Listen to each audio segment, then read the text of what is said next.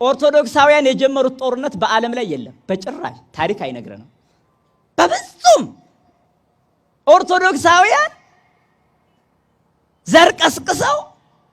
ጦርነት እንቅጠም ብለው ዓለምን በጥብጠው አያውቁም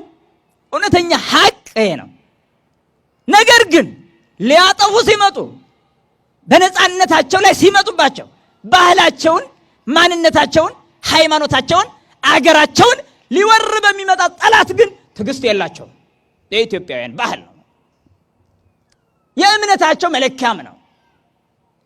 ያለ ነፃነት እምነትን መጠበቅ አይቻልም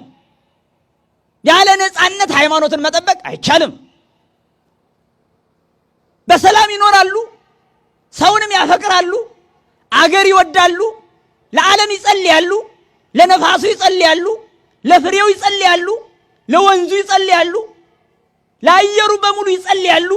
ለፍጥረቱ ሁሉ ይጸልያሉ ሃይማኖታቸውን የሚነካ እግዚአብሔርን የሚያስክድ ከመጣ ግን መንግስት ነው አይሉ ንጉስ ነው አይሉ ባለስልጣን ነው መሪ ነው አይሉ ከእግዚአብሔር የሚበልጥ ባለስልጣን የለም ብለው ያምናሉ ኦርቶዶክሳውያን